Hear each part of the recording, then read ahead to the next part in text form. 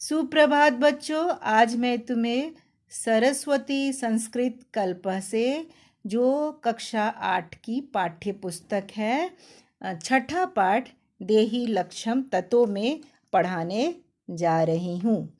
ठीक है, कथा बड़ी ही रोचक है, सुनते हैं। एकदा भोज राजा अघोष्यत यत। एक बार भोज राजा ने घोषणा की यत मतलब की, यदि मतलब यदि कोई कभी तस्य राजसभायाम, उसकी राजसभा में नवीनम श्लोकम पठिष्यति, नवीन श्लोक पढ़ेगा, कोई नई कविता, कोई नई श्लोक सुनाएगा, नया श्लोक सुनाएगा, तो तरही तो सह तस्मै उसको लक्ष्य स्वर्ण मुद्रा दास्यति, वह क्या करेंगे राजा, उसे 1,00,000 स्वर्ण मुद्राएं देंगे। ठीक है। एतत् श्रुत्वा बहवः कवयः राजसभायां स्वकाव्य पठनार्थम समागता। यह सुनकर बहुत सारे कवि, बहवः कवयः मतलब बहुत सारे कवि, राजसभा में अपना काव्य सुनाने के लिए, पढ़ने के लिए आए। परंतु राजसभा में एक श्रुत, द्विश्रुत, त्रिश्रुत नाम का त्रय विशेष विद्वांस आसन। परंतु राजसभा में एक श्रुत, द्विश्रुत और त्रिश्रुत नामक 3 विशेष विद्वान थे। एक श्रुत एकवारं श्रुत्वा, द्विश्रुत द्विवारं श्रुत्वा, त्रिश्रुत च त्रिवारं श्रुत्वा किंचित अपि पुनर्वक्तुं समर्था आसन। समझ गए? एक श्रुत जो था एक बार सुनकर, और द्विश्रुत 2 बार सुनकर, और त्रिश्रुत 3 बार सुनकर मतलब कुछ भी कहने में वो समर्थ था। हाँ, जैसे कोई कवि कोई अपनी कविता भी सुनाए, श्लोक भी सुनाए, तो वो उसे सुनकर उसी बात को रिपीट कर देता था। ये तीनों विद्वान यही काम करते थे। अनेन कारणेन, इसी कारण से, यदा कोयपि कवि श्लोकम अपठत, यदि कोई भी कवि श्लोक पढ़ता था, तदा ते अकथ्य, तब वह कहते थे, यत अयम श्लोक तु न नूतनम, यह श्लोक तो नया नहीं है, ते भी तु अयम श्लोक पूर्वमेव श्रुत, ये श्लोक तो पहले से सुना हुआ है।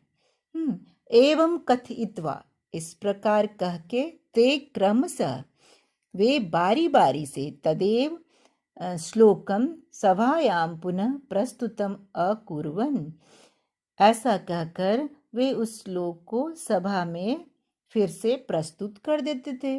क्योंकि उनकी तो खूबी थी, 1 बार सुनकर, 2 बार सुनकर, 3 बार सुनकर क्रमशः तीनों दोहरा देते थे।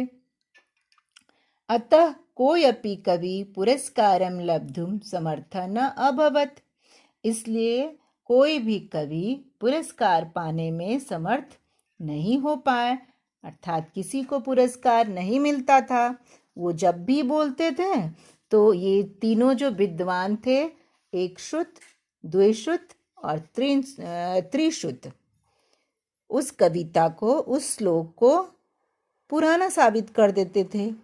इदम छलम कालिदासाय न अरोचयत, यह जो छल था वो कालिदास को अच्छा नहीं लगा। ये तीनों विद्वान जो चीटिंग कर रहे थे, तो कालिदास को ये बात अच्छी नहीं लगी।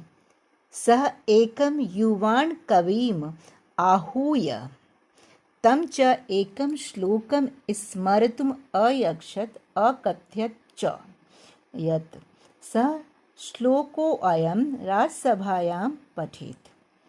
अब कालिदास ने क्या किया, एक युवा कवि को बुलाकर, आहूय मतलब बुलाकर, उसको एक श्लोक याद करने दिया और कहा कि यह श्लोक तुम्हें राजसभा में पढ़ना चाहिए।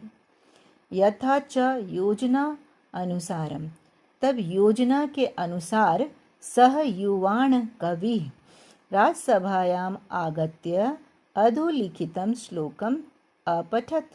तब योजना के अनुसार वह युवा कवि राजसभा में आकर नीचे लिखे हुए निम्नलिखित श्लोक पढ़े। जो श्लोक नीचे लिखा हुआ है, देखते हैं श्लोक का क्या अर्थ है। स्वस्ति श्री भोजराजन त्वम अखिल भुवने धार्मिक सत्यवक्ता पित्रा ते संगृहीता नवनवतिमिता रत्नकोटियो मदीय तान् त्वं देहि इति राजन् सकल बुद्ध जनय ज्ञायते सत्यम एतत् नो वा जानन्ति यत मम कृतिम अपि नो देहि लक्ष्यम ततो मे। अब इसका अर्थ देखते हैं। हे भोजराजन, आपका कल्याण हो। स्वस्ति मतलब कल्याण। हे भोजराजन, आपका कल्याण हो।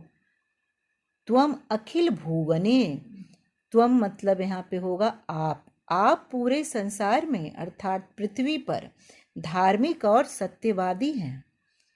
आपके पिता के द्वारा मुझसे 99 करोड़ रत्न लिए गए थे। तान त्वम देहि इति राजन, उसको आप मुझे वापस करें। यह सच्चाई सारे विद्वान लोग जानते हैं। यहाँ जो भी विद्वान उपस्थित हैं वह यह सच्चाई जानते हैं, और जो नहीं जानते हैं वो मेरी रचना को भी नहीं जानते हैं। ठीक है, तो इसके अनुसार शर्त के अनुसार आप या तो मुझे 1,00,000 स्वर्ण मुद्राएं दें और नहीं तो मेरे 99 करोड़ रत्न वापस कर दें। समझ गया? अब आगे बढ़ते हैं। इयं श्लोकम श्रुत्वा त्रय विद्वांस और चिंतयत यत्, यह श्लोक सुनकर तीनों विद्वानों ने सोचा। यत् मतलब कि, क्या सोचा? यदि ते एतम श्लोकम पूर्वम श्रुतम कथयन्ति, यदि वे लोग इस श्लोक को पहले सुना हुआ कहते हैं, तर्हि तो तू संपूर्ण राजकोष रिक्तम भवेत, तब तो सारा राजकोष जो है खजाना खाली हो जाएगा, रिक्त हो जाएगा। अतः ते श्लोकम नूतनम अमन्यन, इसलिए उन्होंने उसके श्लोक को नूतन नया मान लिया। अनेन प्रकारेण युवान कवि पुरस्कार रूपेण लक्ष्य स्वर्ण मुद्रा अविन्द्यत, इस प्रकार से उस युवा कवि ने पुरस्कार के रूप में 1,00,000 स्वर्ण मुद्राएं प्राप्त की। अहो अद्भुतम चातुर्यम कालिदासस्य, अरे ये कालिदास की अद्भुत चतुराई है, बुद्धिमानी है। समझ गए बच्चों? धन्यवाद।